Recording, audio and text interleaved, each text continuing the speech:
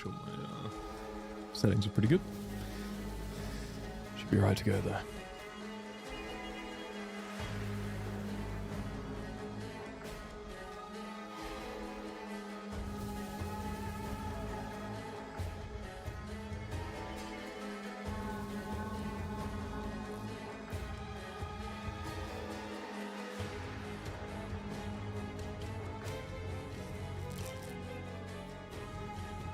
Cheap Prado up there. Let's go.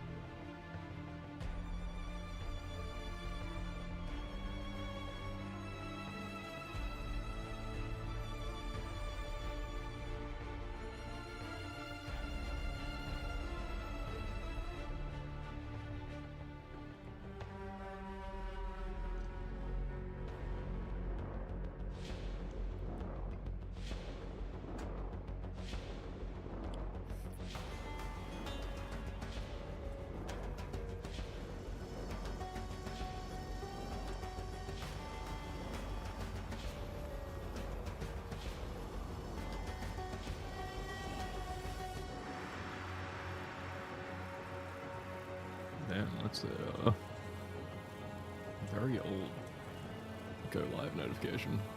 That was for playing Peggle, not Peggle. I don't even remember the name of it. I hadn't looked at that in a long time. Sorry about that.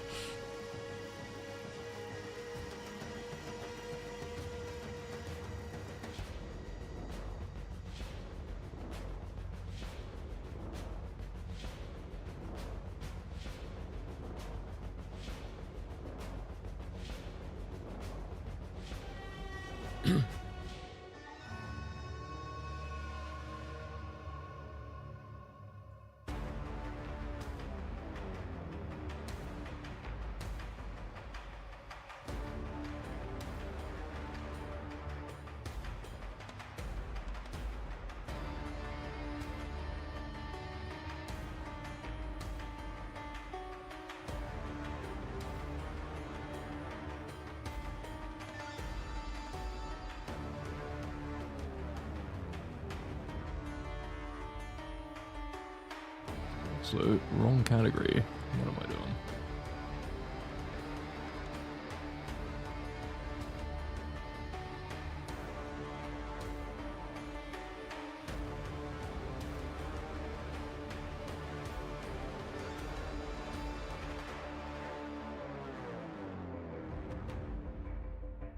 That should hopefully be better now.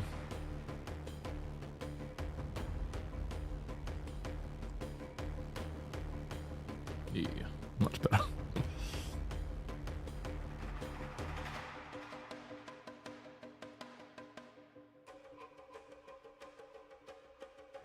Damn, streaming though. Also, my webcam frame rate seems cooked at the moment.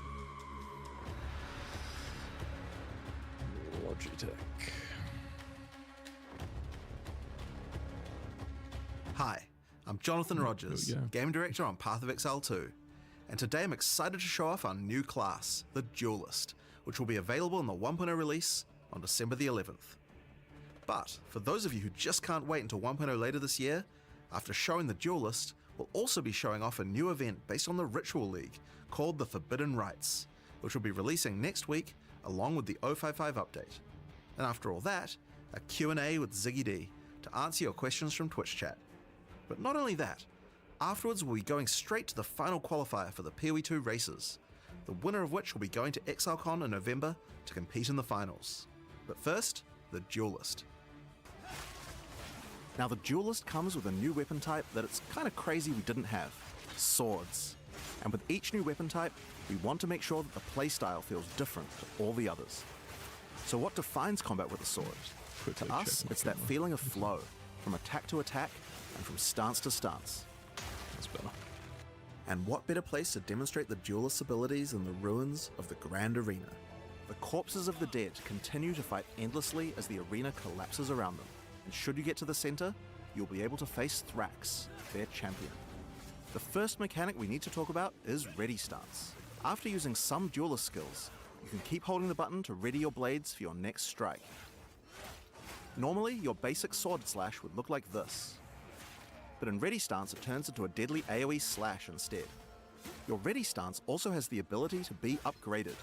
This is Sand Scour, another Ready Stance attack, and if you stun enemies with it, you'll enter Sand Stance, and using this with your default attack will send out a sand disc. But default attack isn't the only ability that can be modified by your stance, like Perforate for example. This skill is a triple stab, where the third strike sends out drills, bleeding your enemies. But from Ready Stance, you can skip right to the drills. If you use it from Sand Stance though, it will send out a bunch of mini sand discs from every enemy it hits. Perfect for large packs. Together, these basic abilities give a very unique feel to sword combat. It's quite different than any other class we've made, flowing from ability to ability. There's also some abilities that you can use while in Ready Stance, without breaking it. A good example are War Cries, like this one, Intimidate. Time to die! Use it to deliver a cutting insult to your foe, intimidating them and causing your next attack to knock them off balance. Another great ability you can use already is Rending Dash. This movement skill slices through monsters, but since you stay in Ready Stance, it allows you to reposition to the perfect angle to strike. So far, we've been using Sand Stance to tackle these enemies. But what about Blood Stance? For that, we'll need to switch from two-hand to dual wield. Now with swords, we wanted to make sure that the different options of one-hand, two-hand, or dual wield each have their own interesting playstyle. So unlike other weapon types, dual wielding swords gives you the ability to parry attacks. Follow up with Bloodied Blade to enter Blood Stance. When using this one with default attack, you'll create a deadly blood wave, causing your enemies to bleed. And of course, Blood Stance will also work with other skills that benefit from stances. So use it with Perforate, for example, and you'll get a bunch of mini blood novas. Once your enemies are bleeding, you might want to try out Hemorrhage. This skill creates deadly blood slashes that drastically speed up the bleeding on your enemies. And once the enemies have built up enough blood loss, slice through them with a Rending Dash to consume all the blood loss for a Giga Bleed. Now, one skill we couldn't have made the Duelist without is Cyclone. It's an absolute fan favorite, and just like before, when using it, you can spin to win. But this class is all about using stances, so nice. So how about we try it with one of those? Use Cyclone from Sand Stance, and you'll be spewing sand discs at your enemies left and right. Great for AoE clear. Now, Parry also had a significant upgrade compared to before, and it's a lot more reliable now. But there's also another way to parry monsters that doesn't require waiting for them to attack you.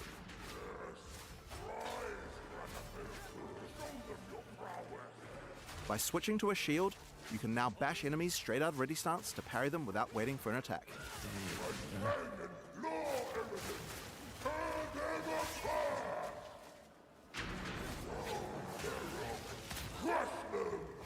During the arena's heyday, challengers would first have to face deadly beasts to test their mettle, so why should it be any different now? Before you can face Thrax, you will need to defeat these dangerous adversaries to prove your worth.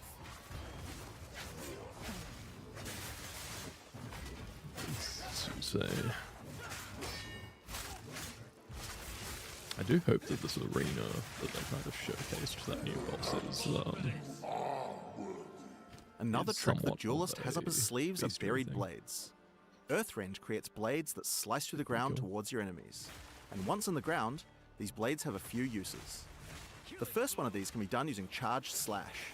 The basic version is a simple lightning-infused cleave, but do it from ready stance, and it changes into a deadly spin, sending out lightning projectiles. But Charged Slash can also be used with the buried blades. Hitting them will turn them into mini Tesla coils, dealing lightning damage to nearby enemies. It seems here we have a warrior who refused to die. I'm sure we could put his equipment to better use. Interesting. Just a petty thief. Quiet. I've no guilt in this. You could also switch to a two-hander to plunge your blade into the ground, sending out a set of 3 blades that explode. But if you use Earthrend first, then you can get even more blades, and the blade plunge will make all of them explode. If you want an even greater field of blades, using Ready Stance with Earthrend has an interesting effect. Instead of creating one blade, it makes an entire wall of them. You can also hold the blade plunge skill to charge up the swords even further before they explode. Esque. Ooh, watch out for those chimeras. So for maximum damage, use Ready Stance into Earthrend, charge them up with Charge Slash, and do a held Blade Plunge for a massive explosion. But that's not all. Blood and Sand work with the Blade Plunge too, to empower all your buried blades. Use it with Sand to generate continuous sandstorms around all your blades. And this can be a devastating combo to blend bosses. Or use it with Blood to create blood pools around each blade. Cycloning through the blood pools will add blood to your Cyclone, so that can be a fun option. But while we're talking about that, Cyclone counts as a storm, so it can pick up other elemental ground effects too.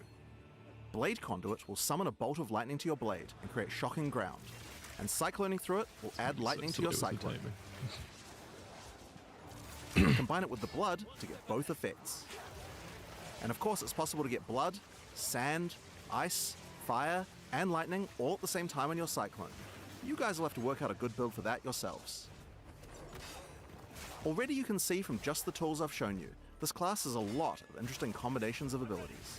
With even just a few skills, there are a huge number of options you can do in combat. Now before we get to the boss fight of this area, there's just one more skill I'd like to show you. World Cutter. Charge it up and unleash the ultimate slash. But that's not all. Like so many of the Duelist abilities, it can be further enhanced with Blood Stance, or Sand Stance too. Alright, so those are just a few of the tools the Duelist has at his disposal. So let's use them to face the true threat, Thrax, the champion of the arena. Come to Thrax, little one.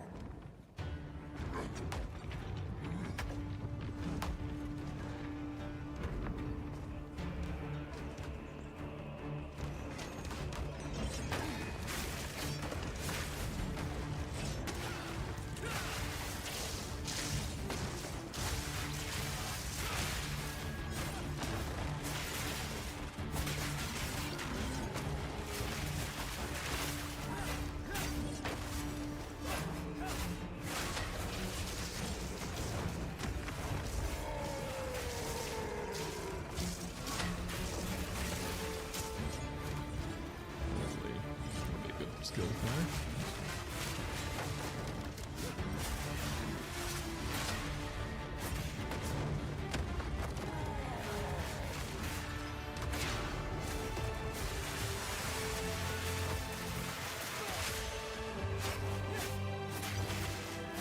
So I'll put my can back up.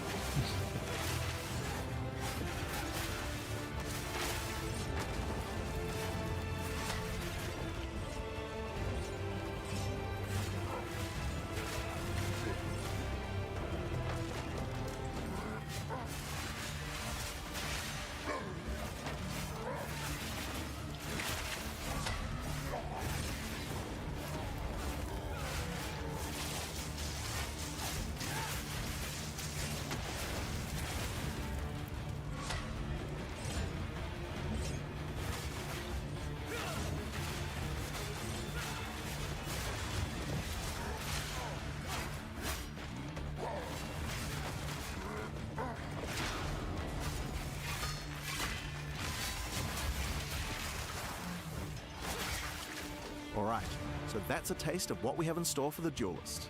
It's my favorite class I've ever worked on, and provides a really dynamic combat experience that's just quite unlike any other ARPG. But we also wanted to show what kind of possibilities there are for the Duelist in the endgame. To do that, I'll hand things over to Mark. Hi, I'm Mark Roberts, Game Director on Path of Exile. Today, we're going to go through 2 in-game builds that we've put together for the Duelist made by our developers. Our first build is called the Bringer of Blades, a mighty name once feared in the arena. This build is all about rising buried blades from beneath the ground. Some say each sword created by this build is from a foe slain in battle in the gladiator arena, and from the afterlife, they offer their sword back to you in respect. The bread and butter of this build uses Earthrend, supported by the lineage support Calm's Madness, to maximize the efficiency of creating buried blades. It combines that with the Blade Conduit skill, to charge up all the blades with lightning. You can also use the Astral Projector support on it to be able to do so from ranged, if you want to minimize risk and play shock ground underneath your enemies. We also have Earthrend supported by Electrocute, so that we can keep the enemies crowd controlled. Then it's just simple. Spam Earthrend, occasionally using Blade Conduit to refresh the charged lightning on all the blades. For stronger enemies, or larger packs, we want to be able to get sand stuns. The best way to do that while clearing is using Combat Frenzy. Simple, now you're generating frenzy charges. With those, we can use Sand Scour to enter sand stuns. And from sand stuns use Blade Plunge, to cause sand discs to appear on all of our many buried blades, covering the screen in storms of sand. Of course, you want to use eroding sands too, because as the sand discs are doing many small hits, you want to make sure enemies have as little armor as possible, for maximum damage. Alongside that, since we're doing lightning damage, we're also going to throw in the new support Sandstorm, which causes our sand discs to become infused with lightning. Okay. The other tool we're Chunky using damage. is this support, which causes all your buried blades to add miniature auras that give you damage. To double down on that further, we have this new passive skill Notable, which also causes your buried blades to make you angry, causing you to generate rage on hit while near them. With those, we want even more buried blades. So, let's take it to the extreme. And for that we have this skill, Rain of Steel, which allows you to call down a whole ruckus of swords, covering the entire battlefield in buried blades. It's pretty obvious what to do next. Just use the existing combos, and the entire screen becomes surging with lightning as sand discs run wild. There's more coming even still. Alongside the Duelist, we've made a whole bunch of new epic swords. I mean, Some nice just looking look at unique them ones all. This build in particular uses this sword, which causes all your buried blades to be enhanced by Karui magic and become ancestrally boosted. Then, take these new passive skill notables, specifically for boosted attacks, to improve your efficiency even further.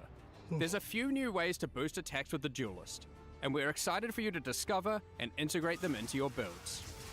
With all that combined, look at this actual mayhem.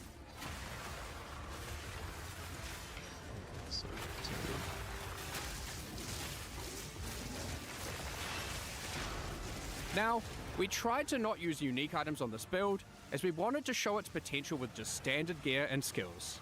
But this next one is a different story. So, let's move on to our second build. Here we have the Scourge Walker. For this build, we wanted to do Cyclone with a twist. For that, we're going to use some uniques, starting with a new sword being introduced alongside the Duelist, Oro's Sacrifice. This sword grants a ton of fire damage, at the expense of your physical damage, and grants a new skill called Infernal Step. Infernal Step itself is pretty fun, and pretty epic. Use it as you flicker around, burning enemies as you strike them. Be wary though, there are both upsides and downsides to using this skill consecutively. Each use gains you a stack of Sacrificial Flame. While this isn't inherently a downside, using Infernal Step while you have Sacrificial Flame causes you to take fire damage, and the more you have, the more you take. So you want to make sure you mitigate as much fire damage taken as possible. In order to do this, we're using even more uniques. Like these, which have received some changes. Molten Tenet and Zoph's Blood. Then we've just gone and used good That wasn't armor long gear enough, in our though. core armor slots to stack up as much defense as possible. So, what about damage? We're doing a few things here that are pretty out there. Given we're using Oro's Sacrifice, we're dealing purely fire damage. However, we still need to be able to bleed for some huge DPS you'll see soon. To do that, we're using this unique ring, Blistering Bond. This allows our fire damage to scale bleeding, instead of physical damage. Our last unique is Beric's Respite. As said originally, we want a Cyclone, which is a wind skill, and can benefit from elemental ground surfaces. Now, our Cyclone is a fiery vortex. One last thing to note before showcasing our Scourge Walker in action is that Oro's Sacrifice also grants you frenzy charges while at maximum Sacrificial Flame.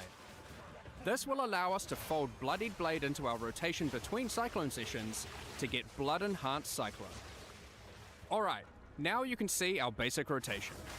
First, we use Infernal Step a few times. Then, once we have a frenzy charge, we use Bloodied Blade. This puts us in Blood stance. And then it's simple, Cyclone away. As you can see, we have the perfect harmony of demonic powers. Blood and fire fill the screen. Honestly though, we need to add some horror and flesh to the build to really embrace the fantasy. For that, let's use this new support gem, which we will put on our Cyclone. Given we're already bleeding, this can cause enemies to shed chunks of flesh when hit, which explode after a short delay. Check out this ruckus. Oh, and while we're at it, let's add even more fire by using the Fan the Flame support. At this point, you can already see how much this is getting out of control. I love it. You may notice we have an excess of frenzy charges. So, you want to throw on Echoing Strikes, which consumes all your frenzy charges to cause our next Cyclone to create a bunch of Cyclones. Feel free to add Infernal Cry to the mix, cause why not? Okay, well it's already pretty damn strong, but we can push it further. What about single target? For that, we're going to make use of our second weapon set, and use a one-hand sword and Targe, which grants parry. However, instead of using a regular Targe, we're going to use this Runeforged Targe, which grants us a special version of parry that maintains its stances when used. So if you are in Blood stance and use it, you will remain in Blood stance afterwards. This includes while using the dashing parry that Jonathan mentioned earlier. We are going to want our parry debuff duration to be as long as possible, so we can spend more time spinning. To get that, we're using another new sword base type. This one adds base duration to parry. We've also then invested into as much parry duration in this weapon set as possible on new passives on the tree. Now, we can make this even better by using a new support that allows our parry to apply Armor Break. And to get it to benefit from our fire damage, we will anoint the Molten One's gift on our amulet. Now, our Armor Break causes enemies to take extra fire damage. So now, we just get into Blood stance using Bloodied Blade, use parry, which dashes in, keeping us in Blood stance, Then, we cyclone our way to glory. Don't forget to also use echoing strikes once you get enough frenzy charges. I mean, just look at this damage. You may have noticed we didn't show any Ascendancy classes. That's right, these builds weren't even Ascended, so their build potential goes so much higher. And the Ascendancies are pretty epic. Here's some art to tease them. But to find out more about that, you'll have to check them out when we show them at ExileCon later this year. We hope you enjoyed our Duelist demonstration. We're really excited to have you get your hands on it and start slicing and dicing throughout Rayclast. Now, Path of Exile 2's full 1.0 launch is later this year on December 11th. But if you just can't wait till then, next week we are doing our 055 update, and it includes a bunch of changes as well as a new event.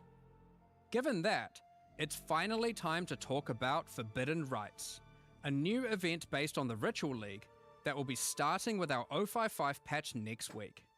But that's not all. We also have a massive overhaul to the Trial of Chaos, some new in-game Abyss content, and more. So, let's dive straight into it. The King in the Mist and his cultists, left unchecked, have spread their influence. By his will, the Nameless have been performing gruesome rituals throughout Rayclast, all the way from the forests of Ogum to the deserts of the Marraketh, and even Exile and the Karui Islands, afflicting everything around them with a foreboding darkness. As you can see, they've been quite successful in their efforts, and if not stopped soon, who knows what will become of Rayclast. During the Forbidden Rites event, your goal is to put an end to their nefarious plans. In each area of the campaign, you'll find a ritual encounter. For those unfamiliar, these are effigies that are guarded by the Nameless and their servants. By defeating them within the ritual site, you can then activate the effigy and fight them again as they are revived by dark magic, all whilst various plagues will try to kill you. Defeating the revived monsters causes their blood to go to the effigy to be used as tribute. After the encounter, use the tribute you earned to acquire rewards. These rituals, unlike their in-game counterparts, will not exclusively reward unique items, and instead will give you a bunch of items useful for leveling, like currency for crafting your gear alongside a bunch of equipment. Ultimately, in every area, you get to kill some monsters and then go on a small shopping spree. So not all unique. However, we know people liked having unique item rewards from Ritual, and we wanted that to still be present in the campaign, but we just couldn't give one out in every single area. Throughout each act, 2 times, and once in each interlude part, you'll see these clusters of more epic ritual effigies on the world map. When you reach these areas, you'll notice that unlike normal, the effigies aren't just in a random location in the area, but they're on top of the area's boss fight. By completing these boss rituals, the boss will then be carried forward and added to the next ritual in the cluster in the next area, where you'll face it as part of an increasingly dangerous series of boss waves. For example, the first cluster you'll encounter is shown here, containing large effigies in Clearfell, Mudburrow, the Grelwood, and the Grim Tangle. If you complete the ritual in Clearfell, the Hag boss will appear during the ritual in the Mudburrow, alongside the Devourer. Once you've completed that area, the ritual in the Grelwood will include Brambleghast, alongside the Hag and the Devourer. Surely these won't be repeatable, right, for the bosses? It'll probably just be a one instance. Then, to top it off, when you get to Grim Tangle, the ritual in that area will have its boss, the Rotten Druid, It'd be worth farming and them anyway, the but I'm previous just 3, curious. totaling 4 boss fights and 1 epic final showdown. That's where the unique rewards come into play. By completing these epic boss ritual encounters, you then get to spend your tribute on unique items. Given ritual is the content of the league, we wanted to make sure it worked in multiplayer well. Historically, only the creator of the area gets to spend tribute at the end, while your friends just have to watch. We've made some improvements to this experience. In 055, every party member earns their own tribute and can spend it on their own rewards, so no one has to miss out. In order to make it not too rewarding in groups, we've restricted it so party members are unable to reroll the shop, and they have fewer options available to choose from. So, that's the campaign and a multiplayer improvement, but what about the endgame? Given that Ritual was already available to be added to your maps, well, once you reach the endgame, you'll still have Ritual encounters in every area, and they'll still give unique items and omens, but we've added one extra mechanic here to add new difficulty and reward heights to your endgame maps. After completing Rituals in endgame, you want to keep an eye out for this item, a Sacred Bloom, which you can spend tribute on to acquire. If you happen to find one, you can then use it and apply an entrance to the Wildwood to an in-game map of your choice on the Atlas. Then, when you enter that map, you'll find this entrance at the start of the area. By entering it, you're sent into the Wildwood. You have limited time here, but while in the Wildwood you can find wisps, and you want to follow the trails of them and collect as many as possible. There are 3 different types of wisps: Primal, Vivid, and Wild. When you then have to exit the Wildwood, the wisps are freed and will spread across the map, possessing and influencing many monsters. Primal wisps, when freed, can cause normal monsters to become magic monsters. Vivid wisps, when freed, can add additional modifiers to rare monsters. And wild wisps add rarity of items dropped to all monsters.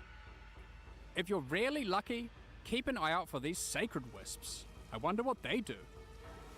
Of course, you can gather all 3 types of wisps if you really want to juice your maps. And by using ritual tablets, you can increase the amount of wisps found while in the Wildwood. Be warned though, while affected monsters drop better items, the wisps also empower them, making them considerably more difficult to defeat. So, that's the Forbidden Rites event.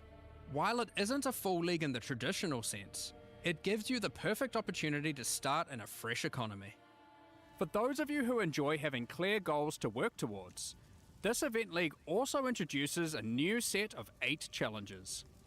These include completing the campaign rituals, defeating named rare monsters, reaching level 90, and more. Completing them will earn you 4 exclusive cosmetic rewards and a statue for your hideout to commemorate your success. Swarm your enemies with the Locust Footprints effect, and send your foes scurrying to their demise with the Locust Swarm Finisher effect. Fear the dark no longer with your Wildwood Guardian pet at your side, and level up in fashion with the Wildwood Affliction level up effect. Next, let's talk about the Trial of Chaos. Since Early Access launched, we've received a lot of feedback about the Trial of Chaos. It was just obvious that it wasn't good enough. So we've gone through pretty much every part of this trial and made improvements across the board. There's so much to cover here, so let's just fire away with some of the more important changes. Starting with a banger, you can now leave the Trial of Chaos between rooms and resume later at your leisure.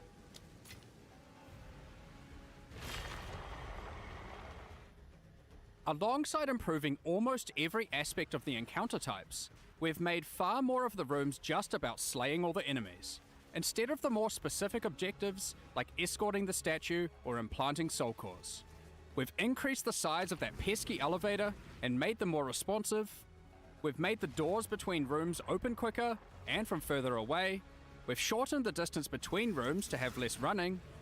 We've added a lot more inherent scaling to the area and to the Trial of Sekimas too, to account for the lack of Atlas Tree. We've made the Trial Master only time freeze to spawn in all the monsters once at the start of the run, instead of in many of the rooms. On top of that, we have done a full pass on all the modifiers, making them significantly less dangerous at lower tiers, and rising to the same difficulty at their maximum tier. Additionally, all the modifiers now grant bonuses to item rarity too. The modifiers now also have better descriptions, being more explicit about what danger you're signing up for. We've also added a new kind of modifier, called a wager modifier. These are meta mods that can significantly increase the danger and reward of your trial. For example, this one increases the tier of every modifier already applied to your run, but in exchange for that, doubles all the currency you've earned so far in the run. There's about a dozen of these, and they have some pretty interesting effects. Sometimes you want to apply them early in the run, other times late. They add a very cool dynamic element to the mod selection between rooms. The Uxmal the Beast Lord boss fight in the Trial of Chaos has had its arena redesigned entirely. Less flying, more attacking. The more significant elite monsters that spawn during the Trial of Chaos are now more dangerous, but more rewarding. Speaking of rewards, you can now also find these chests between each room to get some bonus items for your efforts. And the rewards available when choosing modifiers no longer offer random corrupted items, now exclusively offering only currency items and soul Very cores. interesting. Oh, and we've done a full balance pass on those too, to make them more powerful, alongside adding some new ones to the trial and endgame. God damn. Speaking of the trial and endgame, for those looking for a greater challenge, you'll no longer need to have to stop after 10 rooms. You can now continue all the way to room 30, with the difficulty and rewards escalating as you progress.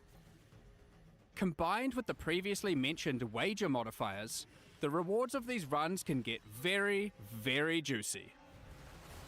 Reaching these later rooms will also allow you to obtain all 3 Trial Master fragments in a single run, giving skilled players a clear and reliable path towards facing the Trial Master rather than leaving their progress entirely to chance.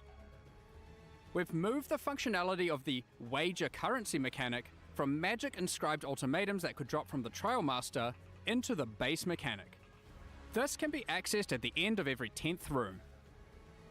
Overall, this is a much more polished version of the Trial of Chaos, and we think it addresses many of the concerns players have raised over the past several months.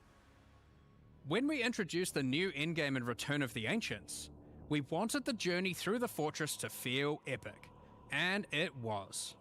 But your first time progressing through it, it is a massive undertaking. With a fresh economy, we wanted to make the fortress easier to complete, so in 055, we're making some changes. After completing the main questline, you can now just venture out of the fortress and find another Arbiter of Divinity key. By defeating this more difficult version of the boss, all remaining sections of the fortress will be automatically completed.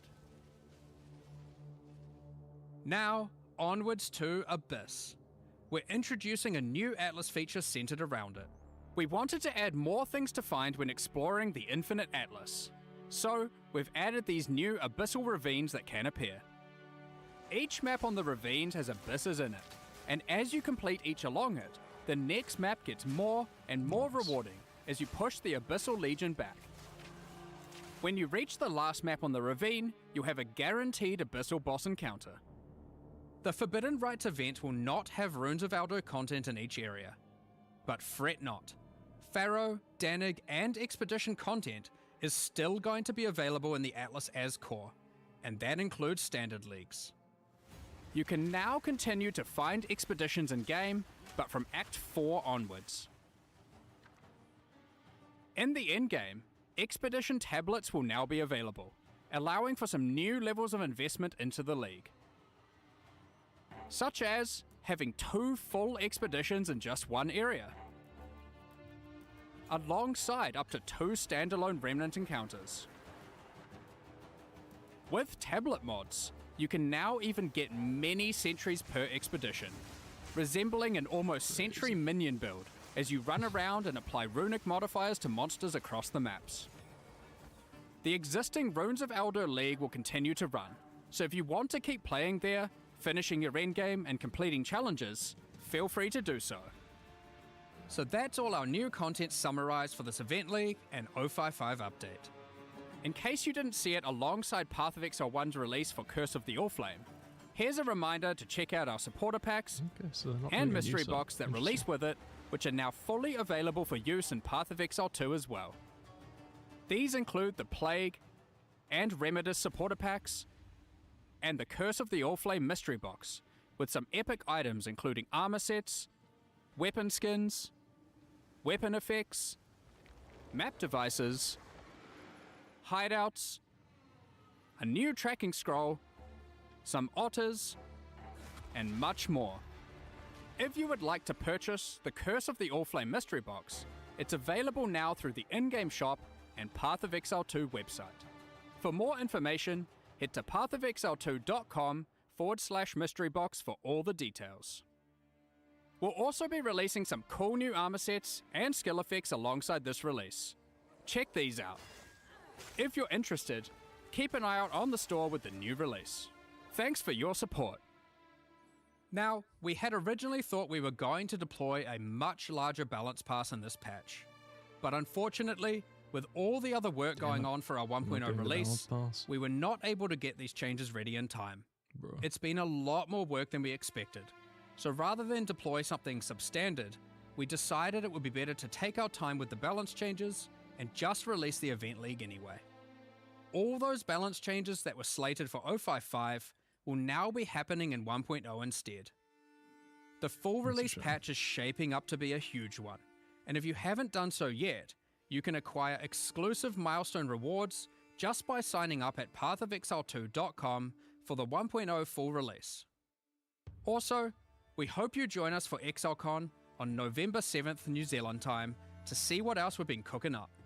But in the meantime, we hope you enjoy the Forbidden Rites event, which starts at the end of next week. See you in Rayclast. We're just about to start the Q&A with Ziggy D, so get your questions ready.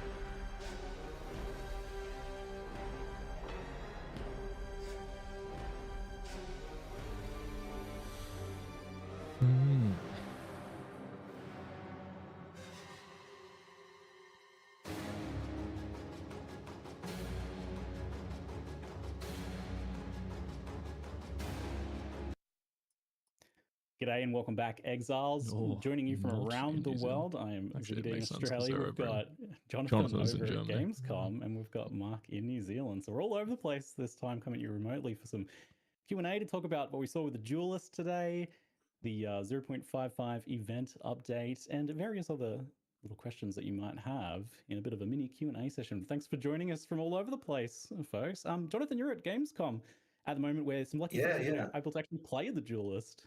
How's it been going? Absolutely. So yeah, it's honestly been great. It's really good to see players just being able to play and experience the game. It's always fun. But my voice is actually a bit screwed right now because I've been kind of yelling over the loudness of the Gamescom. Trying to explain complicated Duelist mechanics. In yelling form. So my voice is a bit messed up.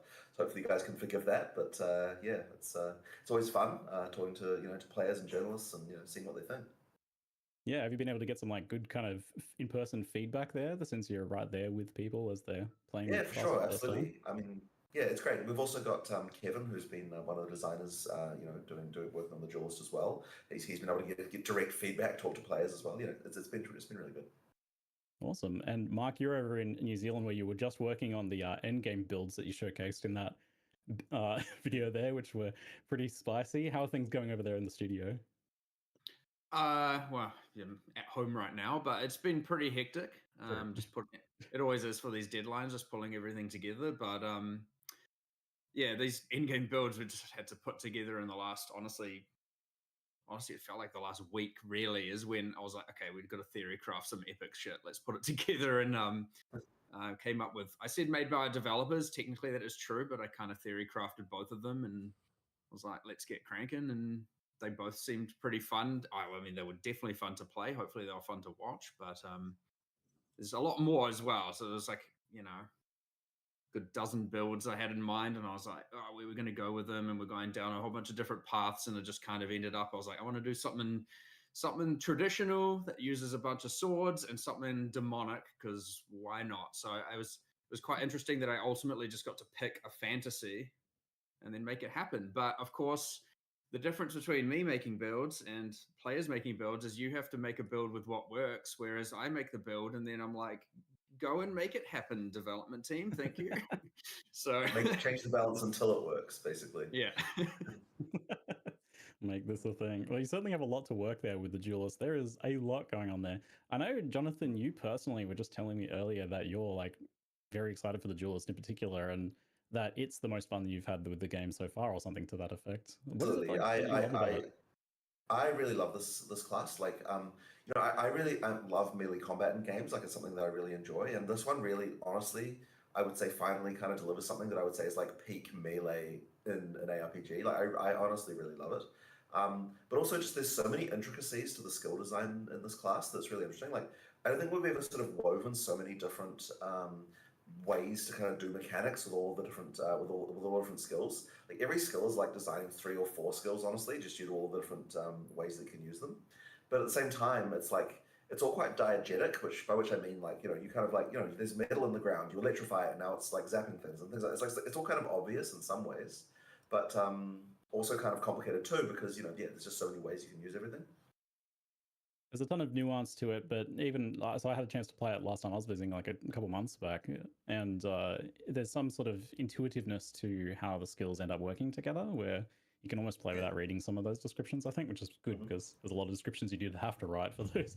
Given the it is actually kind of interesting in the studio because the people who are more, I guess, stat focused are actually the ones that feel the class is more complicated and the ones who just like take it as they see it. Because yeah, if you look at the number of stat sets, it is kind of crazy because you'll have like, you know, it's like you've got a buried blade explosion, and then you've got to be like, okay, then buried blade when it's got electricity, and then buried blade explosion with electricity, yeah, with electricity, right? Or versus just the electrical hits, and it just ends up being like half a dozen stat sets on every skill that you, which is what we call the different tabs that you see on the skill gem. So yeah, if your first experience of the game is like looking at the skill gem hovers and like looking at every single stat set, then you're not necessarily in for as good of a time as if you just like try out the skill and see what it does. You know, I guess that's sort of quite different than what a lot of our skills have been like in the past. But I honestly really love it just because there's so many interesting ways to use the skills. With this, just having such an extensive set of like skill interactions out of compared to anything you've had so far, how challenging is designing this one and getting it to work and be playable in that way, being, say, compared to the Huntress and the Druid? Well, I'll tell you what, this is one of the hardest classes to design, and a lot of it was like, okay, swords are pretty much the most generic weapon ever, right? And you ask like 10 different people what a sword does, and they'll give you 10 different answers. Like there are certain fantasies, and we kind of had to make sure we were delivering like pretty much anyone's fantasy of a sword, and there's like quite a few different ones, right? So, you know, you have to go through. But I think the kind of like thing that ties it all together is that to me, swords are about like the kind of that flow feeling. That's what I kind of wanted to nail, and that's where the whole sort of ready stance thing kind of came from. So it took a lot of iteration to get there. I went through so many different designs of the way that swords could work, and eventually it's funny because the whole blood and sand thing wasn't even part of the initial design. And at some point I realized that some of the stuff that we were designing was coming kind of close to that. And I'm like, oh yeah, hang on. In PoE 1, we've got this blood and sand theme. What if we actually took that and like effectively used that theme on top of some of the mechanics we were designing? And then it all kind of really rapidly came together after that. Like we suddenly realized, like, yeah, this is sort of the feel, like the theme of like physical stuff that we can go with for the Duelist. And it ended up working really well. So I'm really happy with the way that ended up. Yeah, the stance thing in particular, I remember when I was trying it, like, and you're talking about flow and how important that was. And I remember I was having an issue where I really wanted to get into ready stance and then move to the next monster to execute my next skill. Right. But that would break ready stance. But I noticed that that's something that you've solved in the new iterations. You've got this way that you can even carry through now.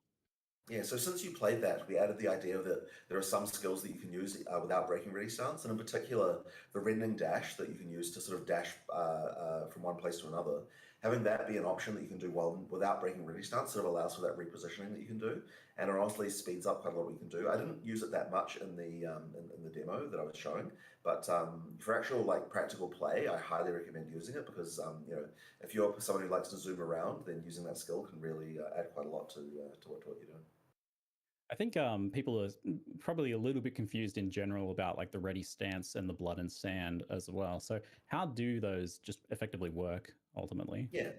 So fundamentally what you've got here is that there are two different, at least two that we showed, ready stance skills. One of them kind of moves backwards as more defensive, and that's the sand one. If you stun a monster with that, then it's going to put you in sand stance. The other one is moving forward, more aggressive, and that one, if you hit a parried monster, it's going to put you in blood stance. So if you're into the sort of parry gameplay early on, then blood is the one for you. If you're more into, if you're not into that, then using the sand one is like more your style. Then you can go that way. But all of it is bypassable with frenzy charges as well. So one of the questions that we often get is like, oh, what if I don't want to parry? What if I don't want to do the stun stuff? And frenzy charges effectively act as your bypass. So as Mark showed in one of those builds there, combat frenzy is like a good way to be able to kind of like get those stances without that. But there's even other ways as well. So there's also support gems that allow you to get blood and sand without having to even do either of those skills as well, and like quite a few different options. Like there are actually a huge number of different options that got a couple really uniques as well. We've got at least one sand stance unique and one blood stance unique right now that weren't shown. And then there's also the thing of getting blood on the ground as a way to get blood on things like Cyclone. I actually didn't realize this was going to happen, but in one of my demos, I had one of those vampire monsters from Act 1, and it's like use one of those blood pools on the ground, and that actually triggered the blood. And I had no idea that we actually had done that even. Like I didn't realize that those blood pools technically were the same mechanic. So yeah, you could like get blood-coated Cyclone from just playing against one of those vampire monsters. Well, that sort of touches on one of my other questions then. So like some people, I think, especially people who maybe just played a little bit of parry when Huntress first came out, and obviously since then it's changed quite a bit. But about parry, some people are definitely worried about parry. Like they see that as like a negative for a class to be focused on that because of the bad experience they might have had with it or something. So how has parry changed or been improved here? And also how like mandatory is it for the duelist playstyle there? Well, certainly we didn't want it to be mandatory because that was one of those things we did with the Huntress where parry was really important for that class initially. And we wanted to make sure that it wasn't here. That being said, it is a duelist. I want parry to be a thing for it. So like, we did want at least one of the archetypes to involve that. But at the same time, one of the big issues that we've had with parry, kind of two things really, like it just comes down to unreliability. So there's a new change that we've just implemented for parry, which was actually quite complicated to do. And it's a little bit complicated to explain as well, but effectively what we've done is we've made it so that when you're parrying, your character is effectively enlarged against skills that are parryable.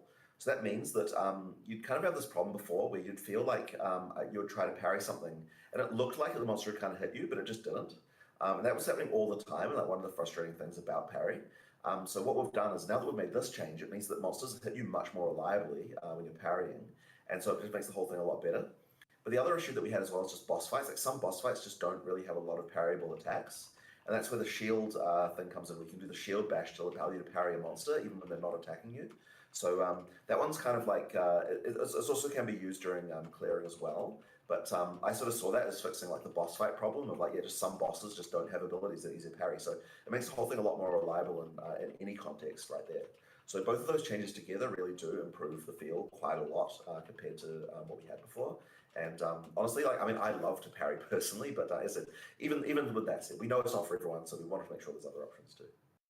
Yeah, that shield, the buckler shield bash parry was super satisfying when I was messing around with that. So it is one of those things that's so hard to explain to people though, because where do you even put the tutorial for that? Like it's just kind of like an extra thing on your native skill that you've got, like, just the shield that you've got right from the beginning. Normally people don't look at the videos for like the base skills like that. Like technically there are videos for it. Why are these Twitch pages go in the not alt menu, you can get to it, but like nobody's really digging into there and looking for that. So it's kind of hard to find where to explain that. But I guess anyone who listens to this live stream will know about it, and hopefully that'll slowly make its way through the community. I was going to ask because I didn't even know about that until you told me about it later. What were you saying? A couple more parry things there for a bit later as well. We have a not that I'm trying to spoil everything. We have a new reservation skill called codenamed Arcane Parry right now, which is effectively it charges up, and then when you parry, it does a much more significant shockwave comes out of you, just to like allow for a lot more area of effect coverage. And that means that all those monsters get parried as well, by the way. So the point of this is to effectively make it so that, like, we had this thing before where there was a period there where parry was like, you had a really, really huge range. And it was good for endgame, but we didn't really like that it was so non-physical. So by adding like this kind of like effect to it and actually making it into a mechanic that you can do with a spirit reservation, now it becomes a thing that we can much more readily accept. And it is a good way to actually make parry viable in endgame as well, by just making it hit like a much larger area. That parry fix where you're enlarged, is that in 0.55 or is that a 1.0 alongside Duelist change? It's probably in 1.0, I would imagine. 1.0. I'm pretty sure. Yeah, it'll be 1.0. All right. What were you saying? But yeah, we also have a other new unique helmet coming, which causes your war cries to parry enemies. What? And then in the full radius. And we also have we're currently trying, we're hoping we can get this, but just so that if people want to play two-handed sword and want to still engage with it, we're trying a two-handed sword base type that grants parry, and you can parry with that. So that'll be a very specific base type. I'm excited about that. Base type definitely. Yeah. I was definitely a little sad to see that you couldn't parry with the two-hander, but I kind of get not wanting them all to be the same. So having the differences there, because so you can parry with the dual wield swords, which is obviously a unique thing to swords, and you can parry with the buckler or the armor evasion shield bases, right? Like the other ones as well. So you've got the parry with those, but that lets you a unique two-handed sword parry. That's pretty cool. I mean, it does make more work for yourselves. That means even more animations, right? You have to make a two-handed parry animation now. Sure. Just for that. Sure. You know, it's fine. It's fine. It's fine. I was going to ask about the animations actually, because these are definitely some of the cooler animations that we've seen so far, and also just in general, like the coolest sword animations I've seen in any game. Even noticing like some real kind of like authentic aspects to some of the movements and stuff. Like obviously it's over the top, like giant sword slams and stuff, but some of the like movements in like say the cyclone and the way the swords twist around and the swords are handled and stuff like that. I'm like, oh, there's someone knows sword stuff on your team. It has done a phenomenal job, not only of the animation itself, but also just researching stuff. And I actually had someone at Gamescom, like a journalist, say to me that they actually know how to, you know, they've used a sword and done some like, you know, blade practice. And the first thing he said to me was, oh, you know, like, did you like hire anyone to like advise about this? And it's like, no, our animator is just really interested in this stuff. And what they do is he's got like a, you know, weighted plastic blade that he's got in the studio, and he can film video reference of himself like doing things, and sort of get some of that to get video of it that he can use to kind of work out how to do the movements. But he's just really interested in all of this kind of stuff, and he does a lot of research, like watching YouTube videos of actual people like doing this stuff, and it's resulted in like just a really amazing looking set of animations. Like honestly some of the best animation work we've done. Yeah, I would have believed if you had said like, oh yeah, we had some Hebo guy came in, we mocapped them or something. So that's really impressive work. So some great stuff. Yeah, it looks super wicked. But at the same time, like you've also not been afraid to go a bit over the top there. One of the press images with a gigantic anime. Yeah. I mean, there has to be some level of anime inspiration if you're talking about swords for certain things. Like I said before, like everyone's got different fantasies about what being a swordsman means, and the sort of anime sword thing is definitely one of those. So we kind of had to have it. Yeah, you've tried to touch on all of those. You definitely got that dash in kind of nothing personal anime thing where they slice and then fall apart afterwards. Yeah, exactly. So I'm not sure if we even showed that in the video really, but we actually have some new tech now where all of the monsters are capable of being sliced into pieces. So it actually works like all the monsters are being like split up, and then we can. It's actually a mechanic. You know what? Actually, one of the in-game builds had it, didn't it? Where you slice monsters up. And then we've even got mechanics to take advantage of that, like the one that makes so that some of the chunks explode after they get sliced up. Yeah, it's an actual thing now. We kind of originally did it just as a visual cool thing, but we turned an actual game mechanic as well now, so that's kind of interesting too. I had the meat chunks on bleed. I think we're calling them meat chunks internally. Meat chunks on bleed, but I didn't have the meat chunks on slice and dice or whatever. Right, okay, you didn't know that one. No, with that's a different build. Right. All up, I know that this has been a pretty challenging class to showcase, and it's something we chatted about quite a bit, how you wanted to like show, you know, the campaign and the end game. And I think like having both of those here in this showcase has been really good for people so they can see and have like kind of like that full picture. Obviously, wanted the slower technical stuff to show like how the animations work, how the interactions work, and then you wanted the end game to show like what people can aspire to. But how well do you think overall that you've been managed to communicate the duelist here? Because I feel like it's a hard thing to nail down without actually playing it. Mostly because, like, you know, you can see the fluidity, sort of, but you don't really know how it feels. So, I mean, I think one of the reasons why we're so keen to demonstrate it at Gamescom, so a bunch of people can get their hands on it. Yeah, honestly, it's just been really good. Like, a lot of people really enjoyed it. So I think I was a little bit worried, right? Because, like, I was worried, like, will people understand ready stance and so on? And we were so worried about it. We're like, okay, we need to have some like signs up that explain ready starts. We need to make sure there's a tutorial in this Gamescom build that we've got for this, just for that to make sure it works. And if all else fails, we've got Kevin who can just walk around and tell people if they're not doing it.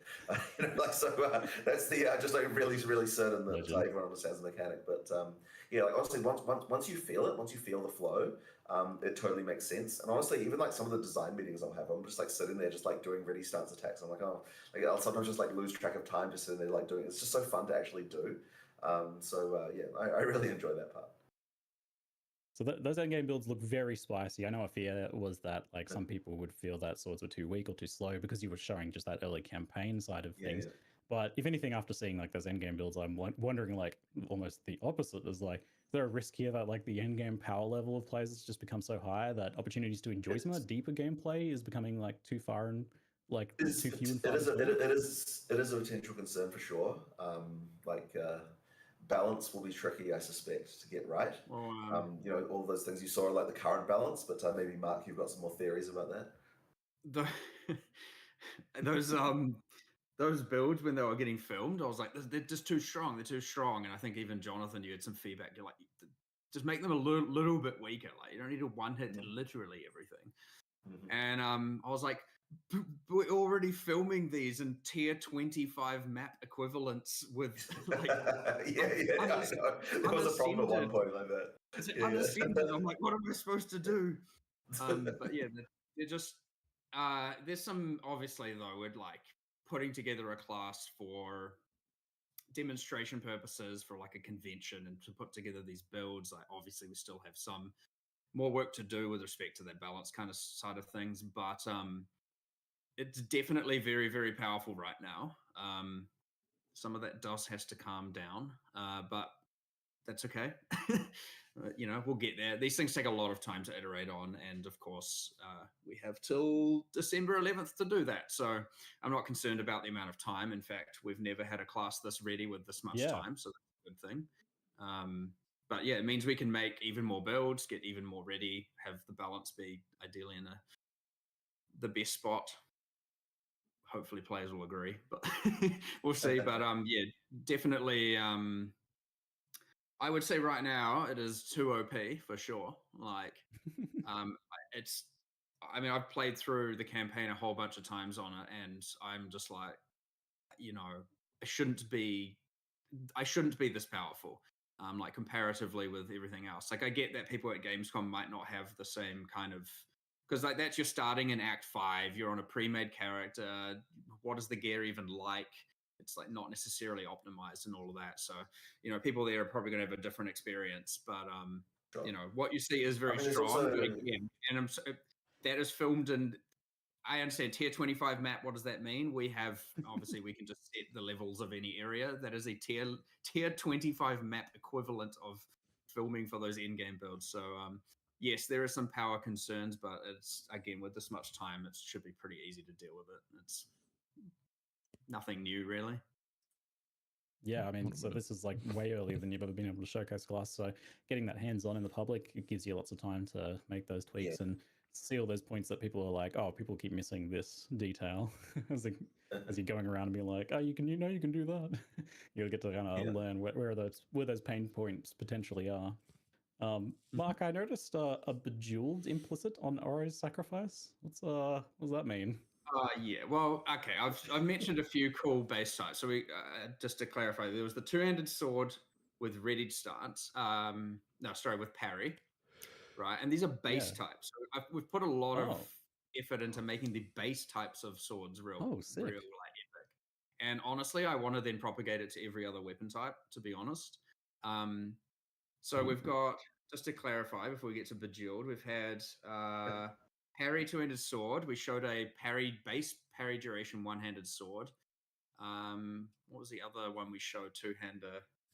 There was the buried blades are ancestrally boosted that we showed in that video.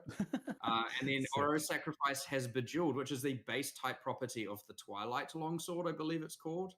And it means that item comes with a dual socket instead of regular sockets.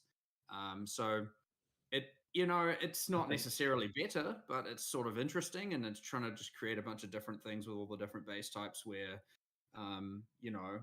that whole suite of them that will drop at end game, you know, so currently, like a lot of weapons, you probably get like 5 base types at end game, maybe 6. Pretty much the entire sword line will have a end game counterpart with all the implicits, just because we've put a lot of cool stuff there. And you do still have your traditional, here's the one that's high attack speed, here's the one that's got some crit, here's the one that's just the bonk damage and all of that.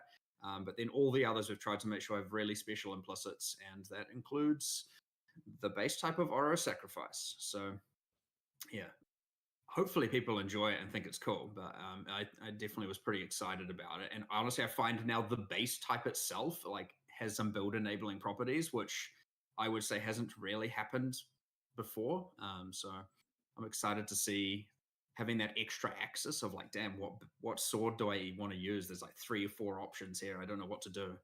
So I'm pretty happy with it. Yeah, I love these bases with like weird implicits that do interesting things like that. So I hope that is something you propagate out to the rest of the game there. Love it. Let's talk about what's coming up in the nearer future for people to get their hands on with.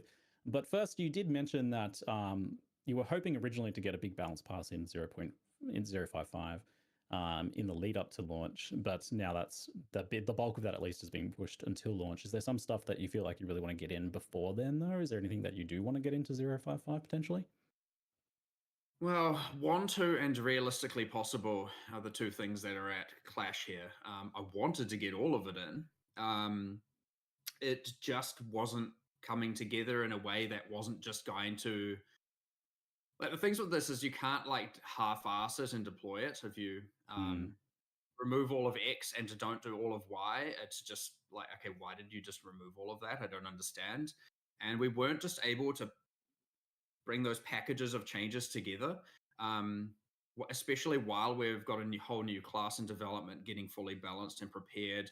And that made it even twice as hard because, as Jonathan's mentioned in the past, and we've talked about, every single time we make a new class, we end up changing every system under the sun. And then we want some of those in and some of those not in. And it was just this giant ruckus of, it's like a kind of just massive writhing changes everywhere. And it was so hard. Literally just merging the changes was a disaster. Like just like picking the things, like the commits, like did these ones go in, did those ones not go in? Like we're in the middle of doing like a massive bleed revamp in order to do the duelist, and yet we also want to try to somehow like what parts of that need to go in and what parts don't. And, you know, like it's just like such a crazy puzzle. And we are at the point where literally like our producers were like, we don't know if we can make a build of this. Of like what you want, like we've got a bunch of changes. We don't think we can even create a build that works in the timeline that we need it to be. So yeah, it was challenging even on that level. But not only that, there was the issue of just like more changes were needed, like more things needed to actually happen as well. For example, to support echoing strikes, we had to make it, we effectively refactored our entire cloning system, which kind of touched on every single skill in the game. And it's like, okay, well, we don't want that because it's untested, has a bunch of ramifications and stuff we still need to iterate on. Yet now any change we have to make to every single skill now has a conflict when we're trying to merge it to the actual build. And honestly, it was just turning into an absolute disaster. And it was like, okay, this just isn't going to be ready, and we're just going to have to keep delaying it, and to the point where like, what are we even going to get here? And yeah, it just wasn't really feasible, honestly, and it was causing us, I mean, honestly, I would say that working around all of that was making everything take significantly longer. And then all of a sudden now we're getting less done because we're having to work around that, and it was just not coming together. And it is sad, and I am real gutted about it because there's a lot of like real cool stuff there. Like we have ascendancy class reworks, we have, you know, many new uniques, reworked uniques, we have just stuff everywhere. And I was like, man, this stuff is cool. And I was even just describing it all to Jonathan and how excited I was about it. And I was like, no, I want it all in there, but it just honestly wasn't production wise feasible at all. So it's sad. Go ahead. It is more for 1.0 though, so that's always good. Yes. Yeah, I was gonna say, with it being such like a eldritch horror of interconnected balance changes there, are you worried about putting it out at 1.0 then? Because that was like no, the thing. Because the difference is that when we're making like an 0.55 patch, what we're doing is we're taking changes from our kind of like development version. We're merging them in. But when we're going to make a new, entirely new release, that's what's called a retag. We effectively like take everything that we have on our development version, and it's all going to go live. So there's not like this kind of same production hell that you get when you're trying to like make a build out of parts from. I think he means from the test. I think he means from the testability sake, maybe. Well, sure, I guess so. I mean, yeah, there's always that, but I mean, look, 1.0 is going to get a hell of a lot of testing. Obviously, there's a lot of stuff to do there. So our QA team will be all over that. We got more time now to make sure it's right as well. So yeah, for sure. Yeah.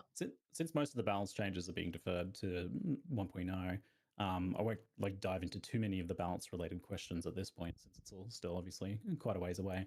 But one of the things we did discuss was the plus levels side of things, and that is probably the one that came up the most.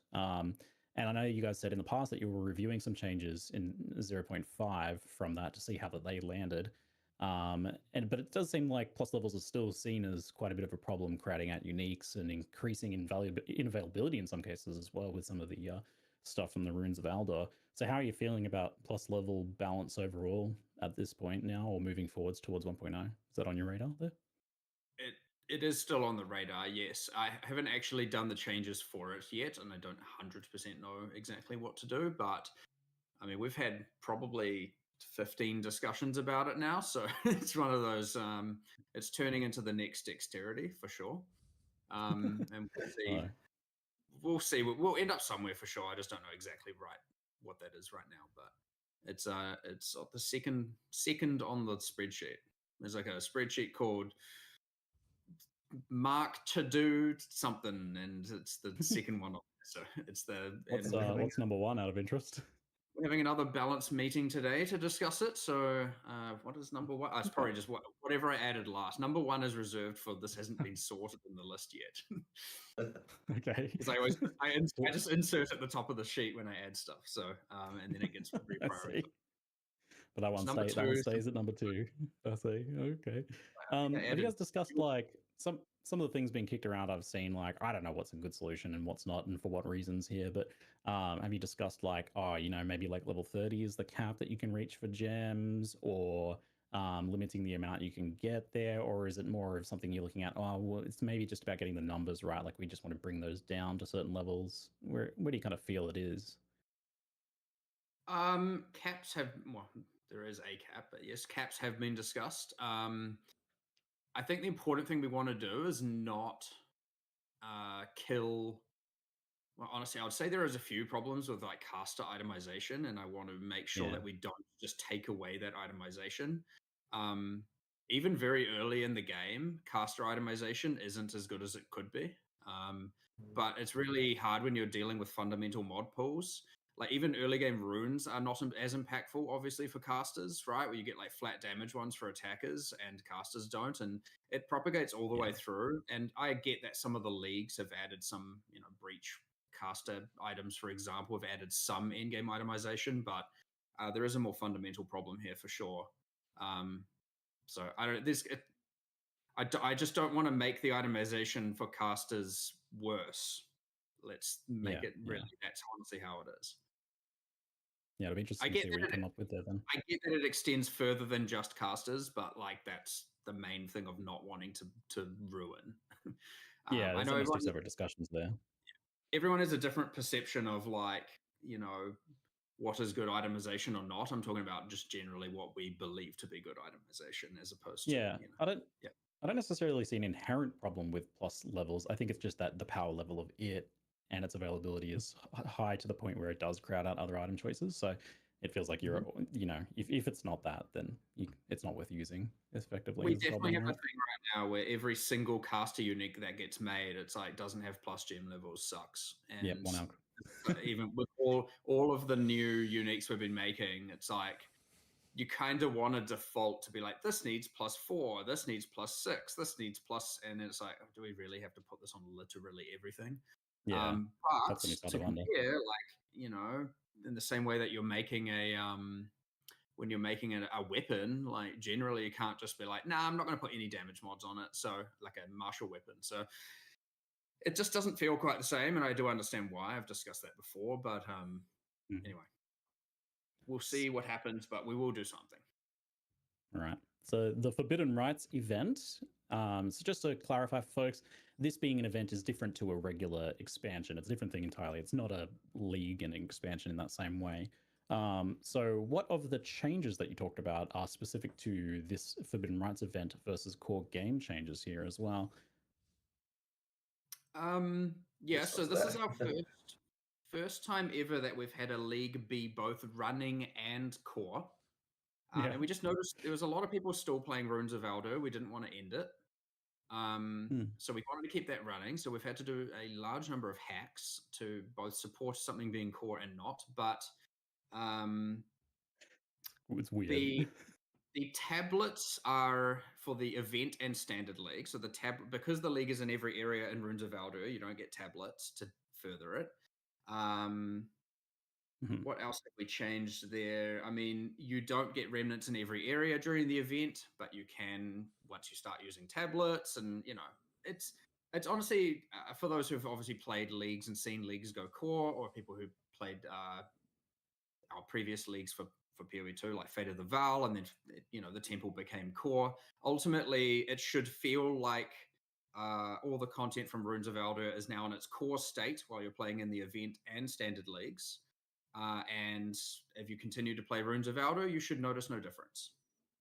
That's pretty much it. We have made some changes, like obviously it's not introduced now until, so currently in the Forbidden Rites event, the content, the characters aren't introduced until Act 4 when you're doing the quest in Act 4. So you won't see any through Act 1, 2, and 3. What else is different there? I think the only other thing we may have, I'm pretty sure we changed it, is, which I don't know how people are going to respond to this one, but we've removed from the Forbidden Rites and Standard League, so it's not in the current Runes of Elder, it didn't want to affect the economy, but Elder Saga, the mods from it are now in the core mod pool of what can generate on logbooks, as opposed to requiring that item. You'll have to determine the rarity yourself. And then we've replaced that outcome from the Remnant encounters, just so that the entirety of the end game for that isn't just Elder's Sagaing, and that's it. Awesome. Good stuff. The ritual, speaking of like the end game here for the league, for the new league, the event, the Sacred Bloom from the rituals that lets you add the Sacred Wildwood to maps. How rare are these roughly? Is that something we could be applying to every decent map, or just kind of the most juiced ones because it's like going to be rare and valuable? It's a big thing, being able to get the Wildwood. It's about 1 in 5 maps to get one about, but give or take. So yeah, you're not going to run it every map, but of course it's tradable. So yeah, feel free to just go ahead and buy them. So yeah, I don't know. I think that was a pretty decent rate, but we may still iterate on that. That seems like the sort of thing you could easily like afford to run fairly frequently then. With that being the case, back in when we had this before in Affliction League, it was probably the most insane juicing thing we've ever had. So both in terms of difficulty and reward, which is really cool for a number of reasons. Like obviously people like big loot explosions, but also you could make like the hardest monsters of all time outside of like, deepest of delves. Is this potentially going to be a similarly spicy thing for Path of Exile 2? It's obviously pretty hard to compare the drops because it's just an entirely different drop ecosystem. Like, are you going to be having to hover and identify 100 heavy belts in every map? Probably not, but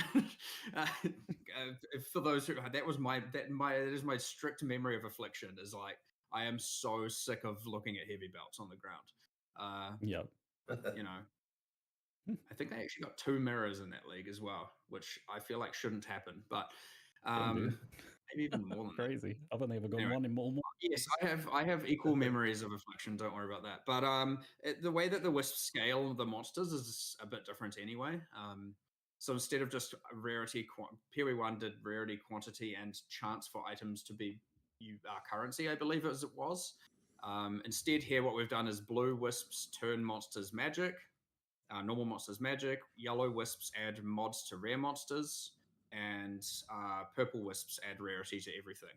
So purple, magenta, And so, you know, if you're stacking rare monsters, obviously yellow and purple is the, you know, right combination to get. So are you going to expect the same levels of juice? Hard to say. It should definitely be a good alternate way to juice in-game maps compared to, say, something like Delirium right now. And of course, though, you can stack both of them. So, you know, to some degree, of course, because they both get better with tablets, so they are contesting with one another. But you can just run both and stack it with everything else that is in the in-game currently. So, should be pretty out there, pretty crazy. Right on. Rapid fire. The Trial of Chaos was the changes there look amazing. It was one of my least favorite parts of the game. So those changes, there's huge sort of improvements there. Love to see that. Is Sekima's likely to get a similar treatment in some way on the way to 0.1.0? Drinking it's not as bad in my opinion, but or is that just it is in terms of content that existing content that needs improving. Because it is early in New Zealand. Like as an actual in content, not like character side or balance or anything. It is the next thing on our list that is the worst thing. The next worst. So yes, we definitely want to, but obviously lot to do for the end of the year. So we'll have to see if we can fit it in, but we'll see how that goes. But yeah, like if not, I would say if not for release, then you'd look at it for 1.1 kind of territory for sure.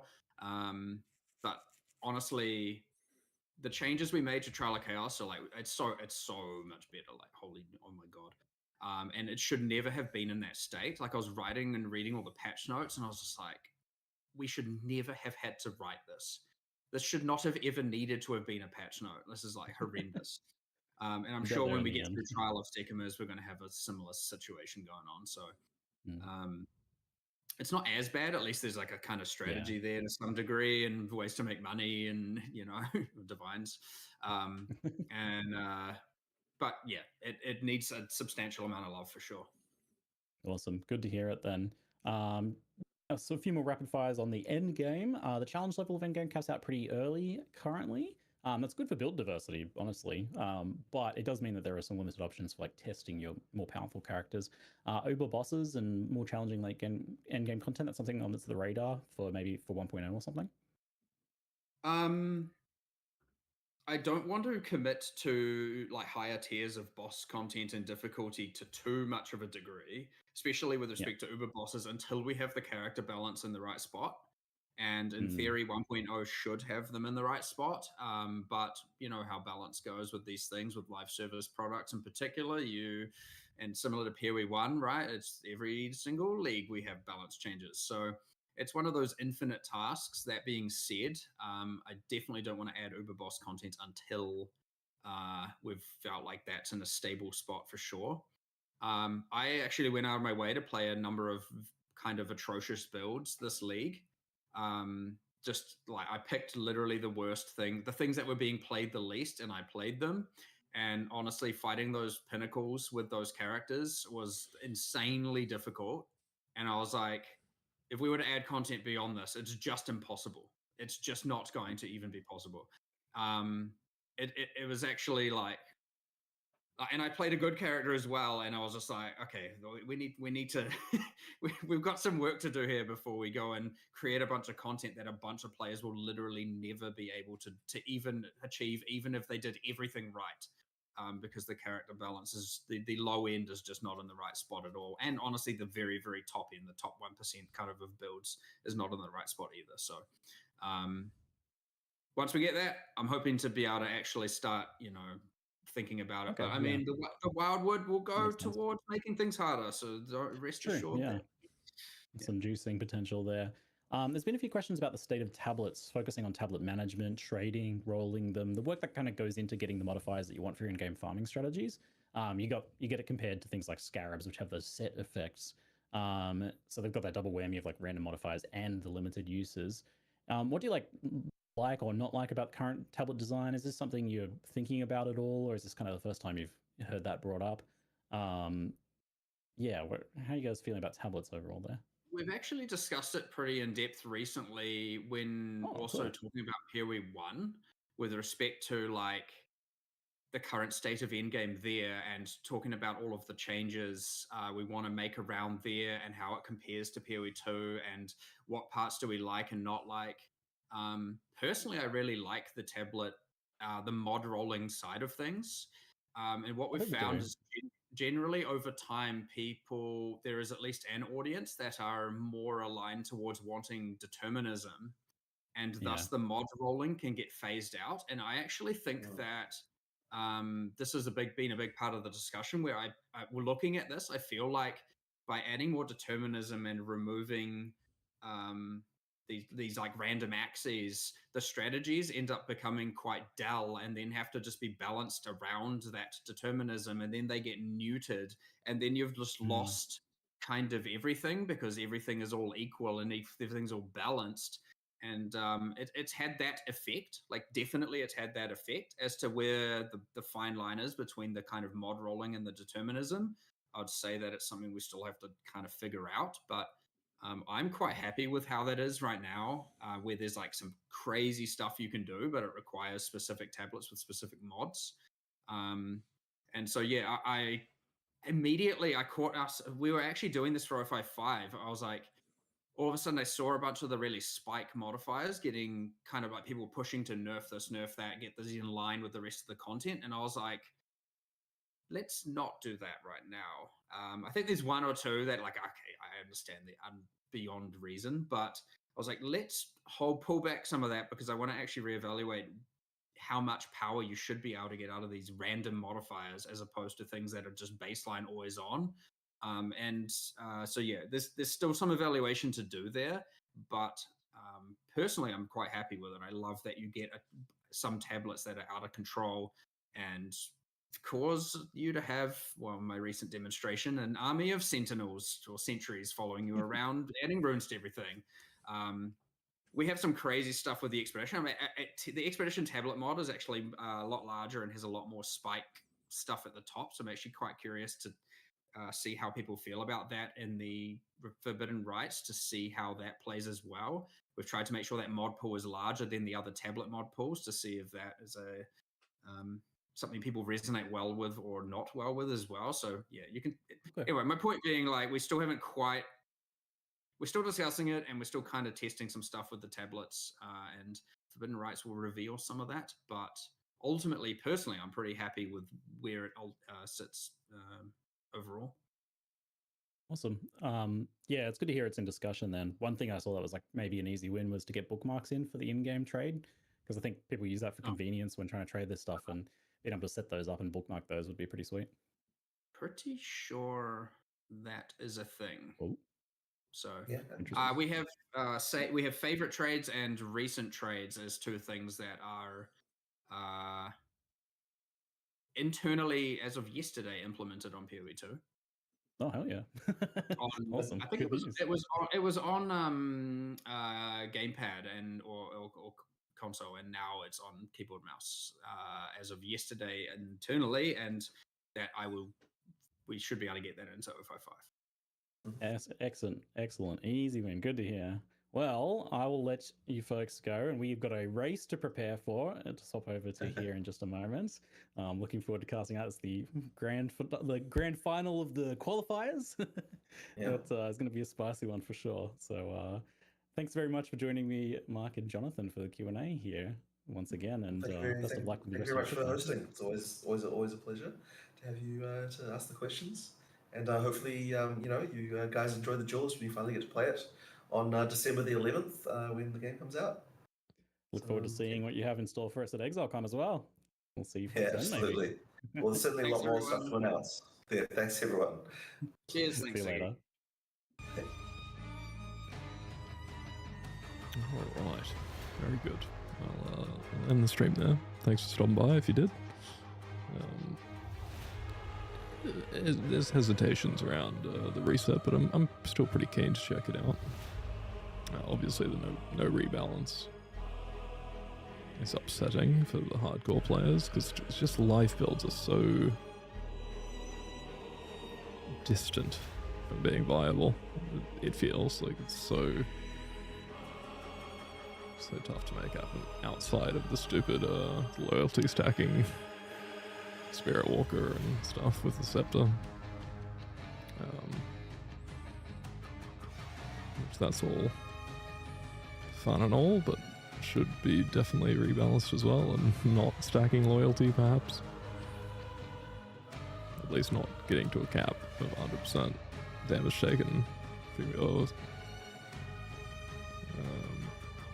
Beast before you or whatever. That's a bit silly. Anyways, we'll call it there. I'll see you soon. I should probably put out some videos soon on Path of Hideouts to just better explain and better cover what features there are on our site. I don't know if I should do a stream for that. I'll probably do some pre-recorded videos maybe. But still cooking a few different features at the moment anyway. So I'll do that as the site slowly grows. Yeah. Pretty stoked about everything as it is. And, I'll catch you when I catch you. Thanks for stopping by. Cheers.